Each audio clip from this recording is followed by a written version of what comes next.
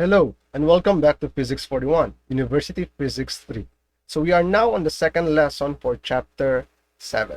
So before we proceed with this lesson, let's first review some concepts that we need for this lesson. So in the previous chapter, we have discussed about magnetisms and magnets. So magnets have two poles, north and south magnetic poles. And similar to electricity, opposite poles will attract and like poles will repel. So for this lesson, we will be talking about how the magnetic field exert forces on moving charges.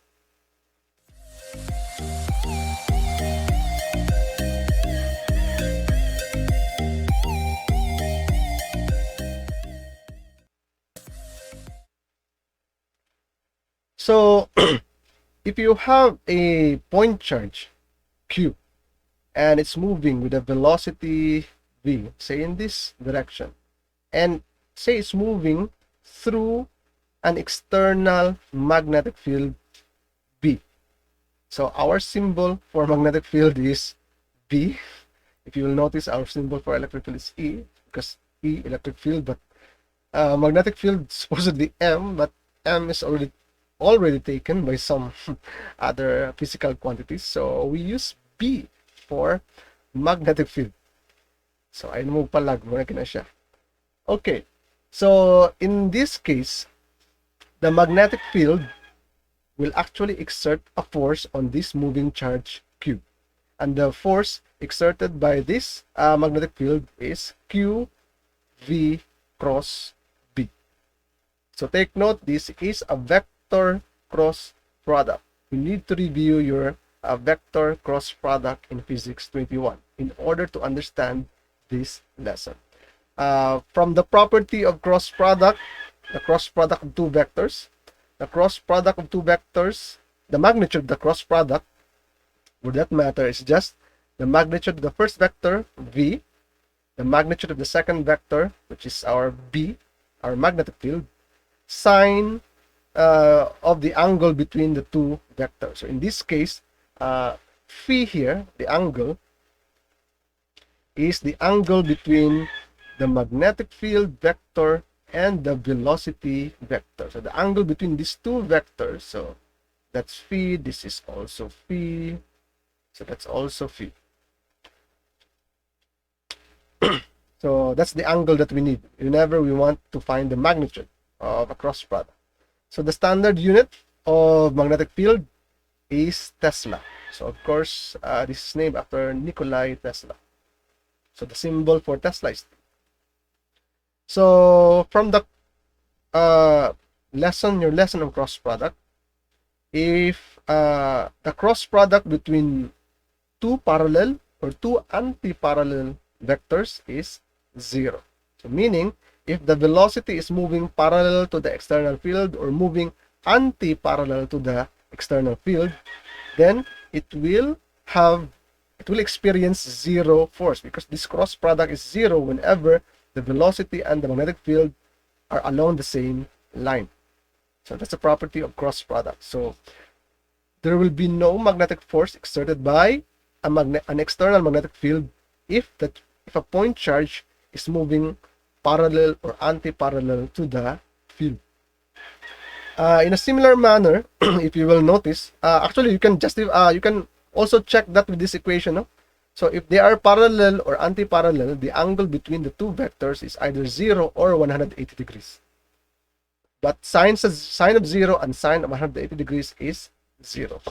Now you will also notice here that if the angle between the magnetic field and the velocity vector is 90 degrees, then sine of 90 degrees is 1.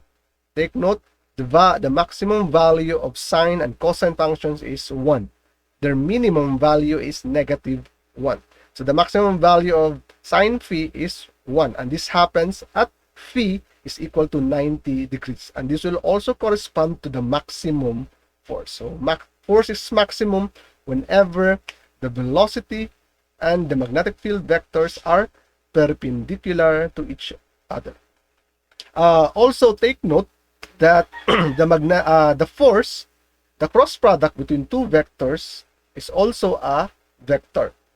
And the cross product vector is always perpendicular to the uh, vectors say comprising or making it. So the force is perpendicular always to both the velocity and the magnetic field vector. But take note the velocity and the magnetic field is not necessarily perpendicular. They could be parallel or anti-parallel. They could be perpendicular, or they can have like this, a certain angle between them.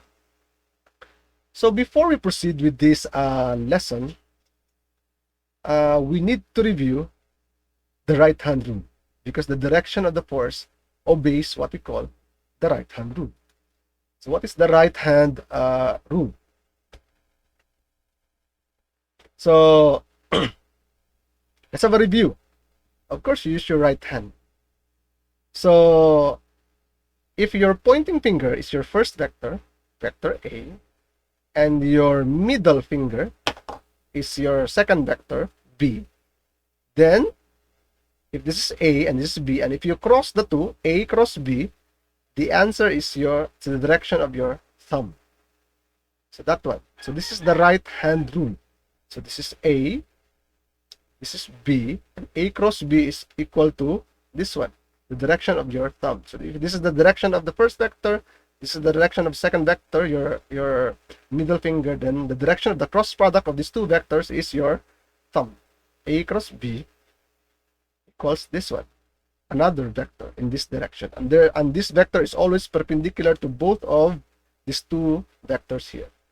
Now, in our case, the vectors that we need to cross is the velocity vector and our magnetic field vector, V and B. So our pointing finger is our first vector, the velocity vector, and our middle finger is the magnetic field vector.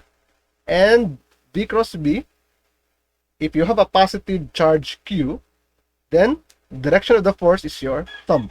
So this one. So right hand rule. So it's just a corner. It looks like a corner of a cube, something like that. So right hand rule, V cross B, and this is the direction of the force. Your thumb points to the direction of the force. That is if your charge Q is positive. But if your charge Q is negative, then the negative cross product becomes inverted. And in that case, the force actually, if you have a negative charge, is opposite the direction. So you reverse your right hand, and that is now the direction of the force if you have a negative charge. For a positive charge, the direction of the force on this charge is this one, the direction of your thumb. So similar here, we can actually replicate this. So this is your V, your pointing finger, this is your middle finger, and this is your thumb.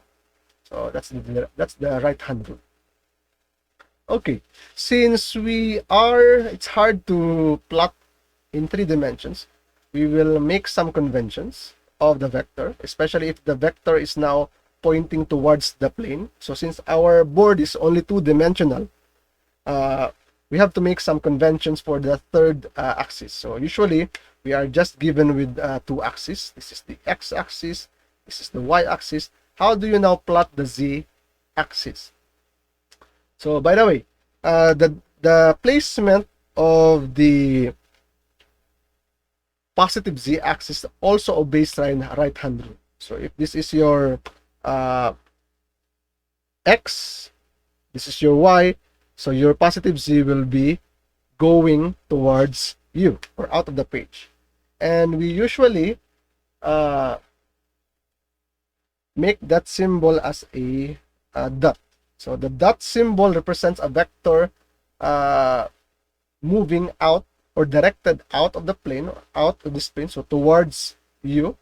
So you can think of this dot as the arrowhead. So take note, a vector is represented by an arrow. So the tip of the arrow, you can think of this as the tip of the arrow vector. It's moving towards you or out of the plane or out of the page. And if you see an X, that's actually the tail of the arrow or the tail of the vector. And this signifies a vector moving into the plane or moving or directed into the page or into the plane. So a vector moving inwards or towards this plane. If it's out of the plane, then you make a dot.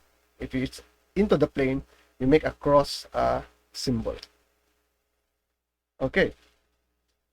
So let's have some example. So to test if to further practice your right hand rule. So suppose you have a magnetic field. So these are dots. So meaning the field is out of the plane or out of the page. It's actually moving towards you. And you have a charge moving to the left. Its velocity is moving, it's directed to the left. So what is now the direction of the force? So use right hand rule. So the velocity is the direction, the first, your pointing finger. The magnetic field is pointing out of the page, so it should be pointing towards you. So therefore, the force is the direction of your thumb. So in this case, the direction of my thumb is upward. So this charge will be pushed by the field upwards. So how about you have a magnetic field, but it's now directed into the page or into the plane. So the magnetic field lines are moving or are directed towards the plane or into the plane or into the page. And you have a charge moving, say, northeast.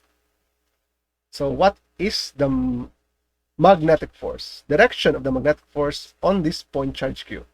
So your pointing finger is your velocity, and your middle finger is the direction of the magnetic field. In this case, the magnetic field is going towards the plane or towards the page.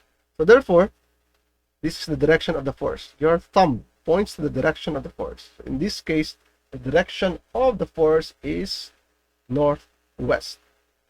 Okay, another example. So you have a magnetic field, it's still into the plane. Sorry, I already have the answer. And you have a point charge Q moving upwards. Its velocity is directed upwards. So V cross B towards the plane or towards the page. So therefore, this is the force. So V cross B, B is inside or towards the plane or page. So this is the direction of the force. So right hand rule. Again, I can't emphasize it enough. Right hand. Tuo na kamot. Right hand. As a last example, okay, you have a magnetic field. It's now pointed or directed out of the plane or out of the page, and you have a charge still moving upwards. So it has a velocity directed north.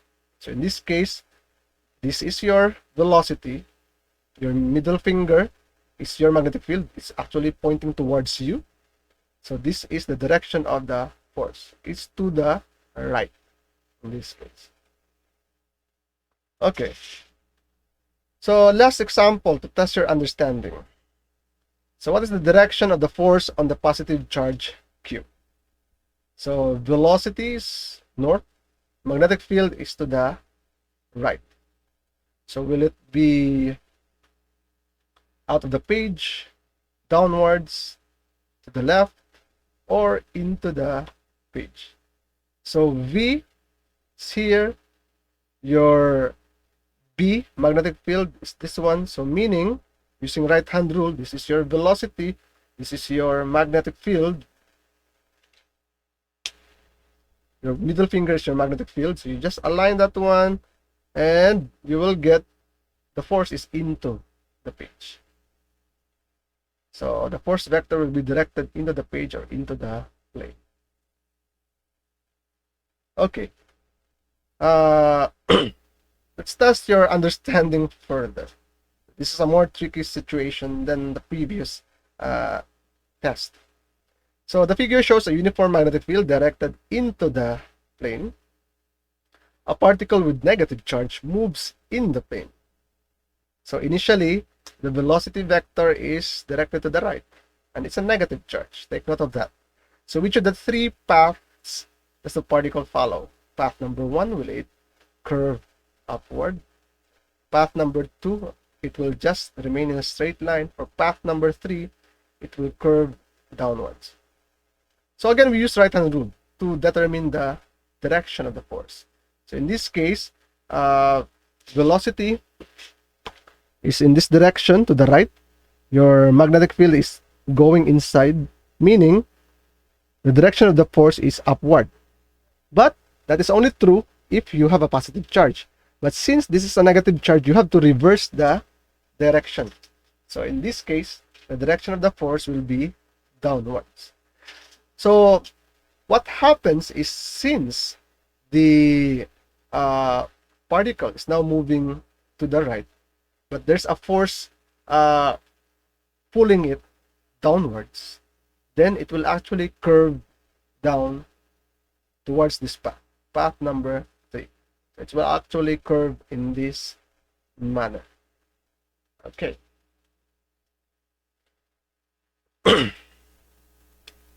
So if the velocity of the charge is perpendicular to the magnetic field, then that charge, assuming it's positive or even it's negative, it will undergo uniform circular motion.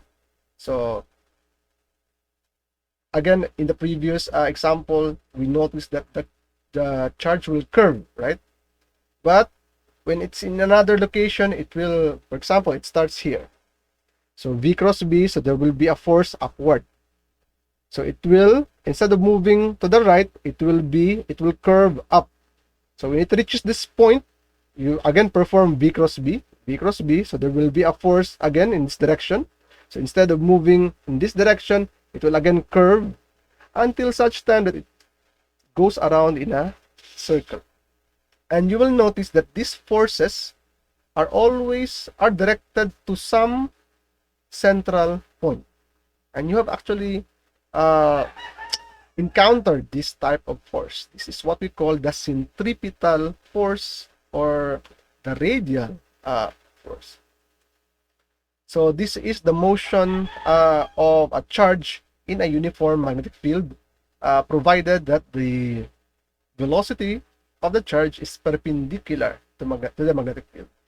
So its velocity is always tangent to the circle, but the force is always directed towards the center of the circle. So if for a negative charge, the direction is reversed. Instead of going counterclockwise, you have a clockwise direction. Now, what happens if your velocity now have components that are both perpendicular and parallel to the magnetic field? So what you will get is a helical motion. Take note that if the velocity is parallel to the magnetic field, there will be no force. But if the velocity is perpendicular to the magnetic field, there will be a maximum force. So you can think of it as it's still going in a circular motion, but since its parallel component is not affected by the there's no force on the parallel component, or due to the parallel component, it will still move forward. So that's the helical motion, moving in a circular motion while moving forwards. Rotation plus linear motion. So that's helical motion. So this is the pattern of a positive charge. It will actually undergo a helical motion along the direction of or towards the direction of the magnetic field. If this is a negative charge, it will undergo a helical motion, but it will be the forward motion or the linear motion will be opposite the direction of the magnetic field. So that one. So when charges encounters, this is actually the more realistic scenario. So when charges encounter a magnetic field, they curl around and perform or undergo a helical motion. So if you recall, the Earth is a giant magnet, and these are the magnetic field lines of the Earth. So the purpose of the Earth's magnetic field or B field or magnetic field is actually for protection from charged particles from the sun and other sources.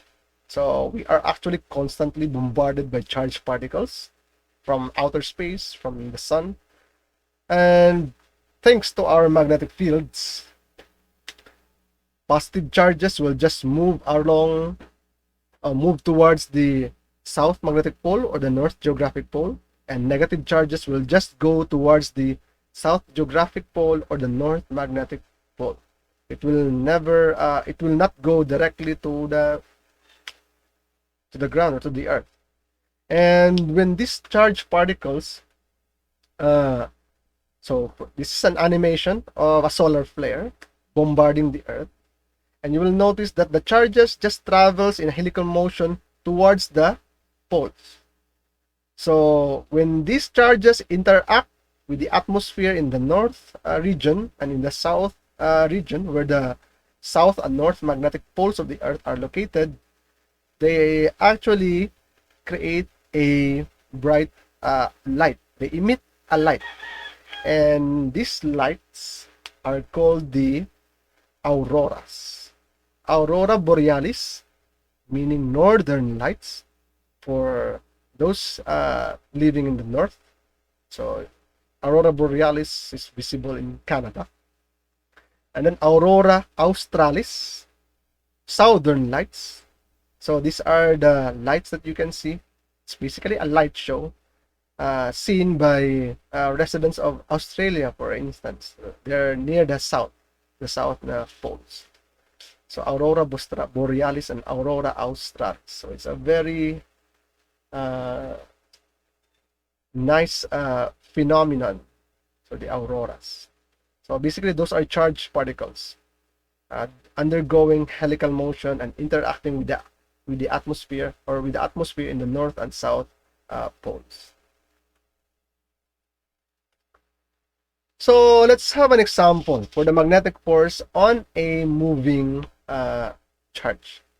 So our moving charge here is a proton.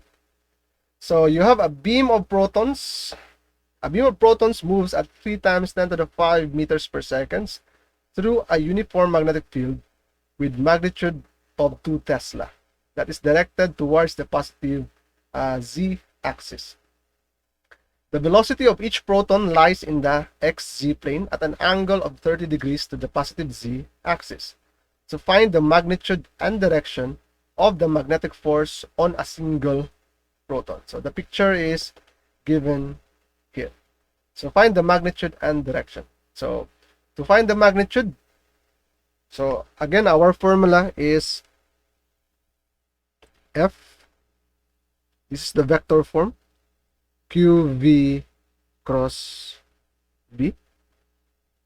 If we are just trying to find the magnitude, then the magnitude, again, there's no vector here, there's no arrowhead, just QVB sine phi, where phi is the angle between the magnetic field and the velocity vector. In this case, phi is 30 degrees.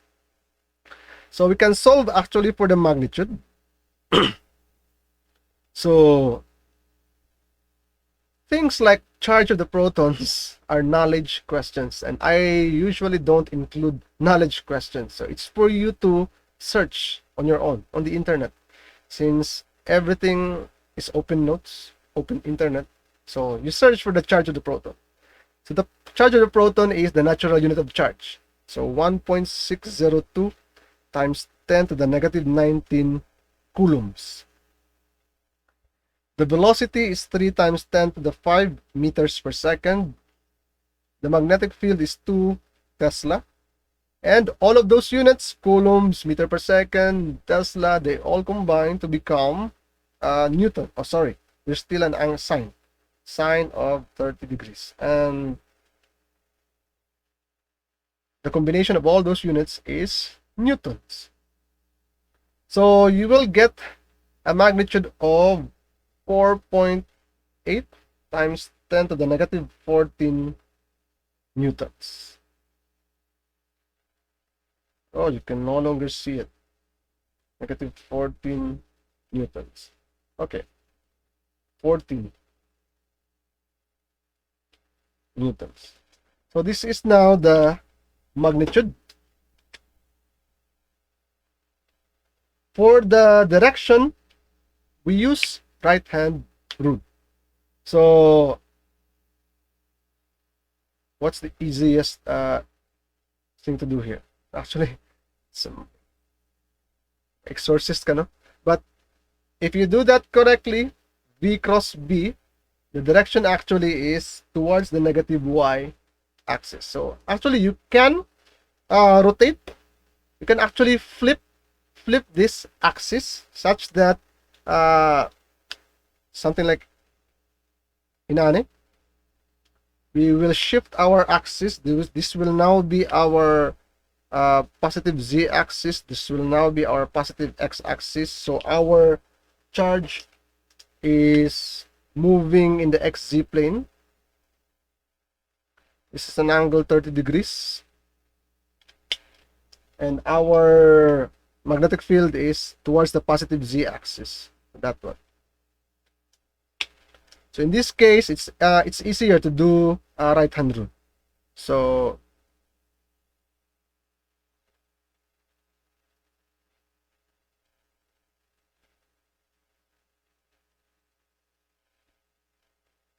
like this. So V cross B is in this direction. So what is this direction? That is the negative Y axis. Because this is the positive X axis and the positive Y axis is actually into the plane. So positive X, positive Y, this is positive Z. X, Y, this is Z. So meaning, since our cross product is in this direction, then that is the negative Y axis. In this example, the force is actually downwards in this case, positive in the negative Y. This is the direction of the force. So we can say that the direction is towards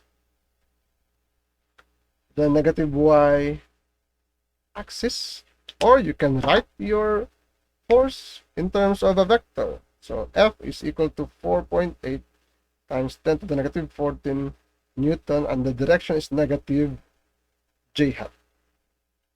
The negative J hat unit vector points towards the negative Y axis. Okay, so for instance, you are further asked, what is the gravitational force acting on your proton? So gravitational force is just mass times G.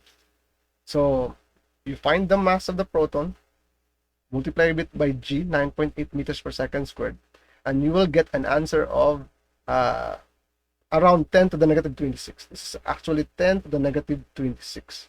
And our answer here is 10 to the negative 14. So this magnetic force is very much greater than the gravitational force by an amount of 10 to the 12. So 10 to the 12, that's actually, so the magnetic force is actually 10 to the 12 times, in this case, stronger than the gravitational force. 10 to the 12 is 1 billion. So 1 billion times stronger ang magnetic force as compared to the gravitational force. That is why negligible in this case ang gravitational force. Take note, there are 4 fundamental forces in nature. The weakest of them is gravitational force. And then you have the combination of electric force and magnetic force, which we call the electromagnetic force. And then you have the weak force, which is actually stronger than the electromagnetic force. And then the strongest of them all is called the strong force. That is the force that keeps the nucleus together. So imagine, take note, the nucleus of an atom are composed of protons. Those are positive charges. Supposedly, in electricity, positive charges will repel each other. But what happens in the nucleus? It's positive. All all of the positive charges are clumped together. So there is another force which acts on these positive charges, and that is the strong force, the strongest force in the universe. And in that case, in the nucleus, the electromagnetic force or the electric force is negligible, in a similar manner as the gravitational force is negligible if you compare it to an electric or magnetic force. Okay.